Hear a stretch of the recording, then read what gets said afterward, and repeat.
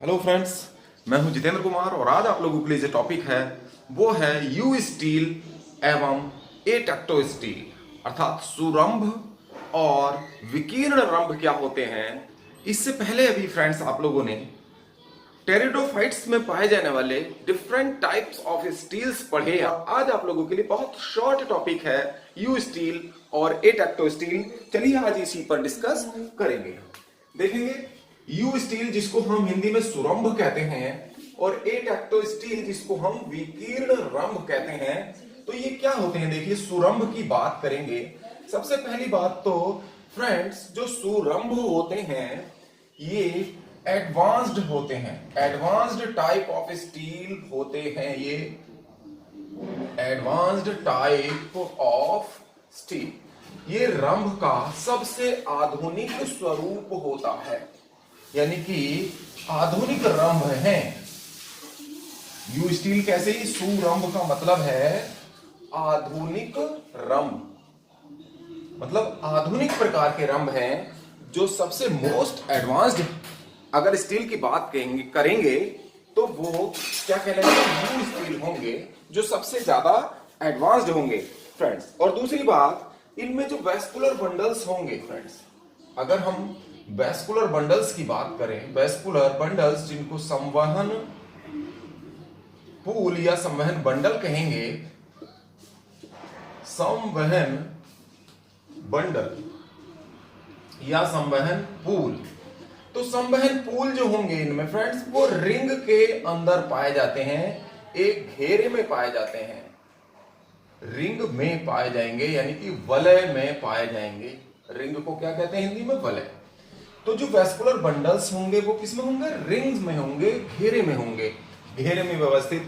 इससे भी आप लोग अंदाजा लगा रहे होंगे कि घेरे में कौन से प्लांट्स में होता है। ये आप लोग समझ रहे होंगे, जो बच्चे लगातार टच में हैं वो समझ गए कि एडवांस टाइप के जो स्टील हैं वो किस में पाए जाएंगे और वैस्कुलर बंडल घेरे में कौन से प्लांट्स में होते हैं ये भी समझ गए होंगे। चलिए, और दूसरी बात इसमें जो वैस्कुलर बंडल्स हैं एक दूसरे से, ये वैस्कुलर बंडल्स शॉर्ट में लिख दिया, वैस्कुलर बंडल संवहन बंडल ये एक दूसरे से मेड्यूलरी रेज द्वारा सेपरेट रहते हैं, एक दूसरे से मेड्यूलरी रेज यानी कि मज्जा किरणें, जो मज्जा किरणें होती हैं तो मज्जा किरणों द्वारा पृथक रहते हैं, अलग अलग रहते हैं, द्वारा अलग रहते हैं या अलग होते हैं। तो ये जो अलग अलग होंगे वैस्कुलर बंडल्स, यानी कि वैस्कुलर बंडल्स के बीच में मेड्यूलरी रेज यानी मज्जा किरणें पाई जाएंगी। ये इसका एक और फीचर है। और इसके अलावा हम अगर बात करें फ्रेंड्स तो ये जो वैस्कुलर बंडल्स हैं इन कौन से प्लांट्स में पाए जाएंगे, अब सीधे बात कर लेते हैं। ये पाए जाएंगे फ्रेंड्स डाइकॉट प्लांट्स में।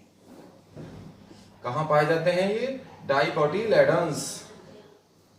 तो डाइकोटिलेडन्स का मतलब द्विबीजपत्री पौधों के तनों में ये पाए जाते हैं, द्विबीजपत्री पौधों के तनों में के स्टेम में ये पाए जाते हैं। इस प्रकार के स्टील जो क्या होंगे, जिनके संवहन बंडल घेरे में होंगे, एक दूसरे से मेड्यूलरी रेज द्वारा अलग होंगे और एडवांस टाइप होंगे, अर्थात द्विबीजपत्री पौधों में पाए जाते हैं। तो इस प्रकार के एडवांस टाइप के वैस्कुलर बंडल जो घेरे में व्यवस्थित होंगे, एक दूसरे से मज्जा किरणों द्वारा अलग रहते हैं, उनको हम सुरंभ कहते हैं, यानी कि यू स्टील कहते हैं। ये बात क्लियर हो गई आपको।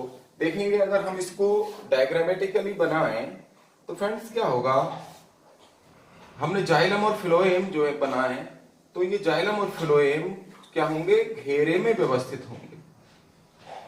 ये अगर हम इसको कहें तो ये घेरे में व्यवस्थित हैं, ये जाइलम और ये फिलोएम क्या होंगे, घेरे में है। ये कैम्बियम रिंग बना दी है हमने, अगर नहीं भी बनाए तब भी ये बाद में डेवलप होती है, जब द्वितीयक वृद्धि होगी आगे पढ़ाएंगे इसको।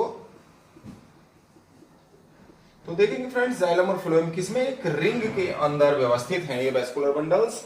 तो इनको क्या कहेंगे हम, यू स्टील कहते हैं। और आता है फिर फ्रेंड्स एटेक्टो स्टील यानी कि विकीर्ण रंभ।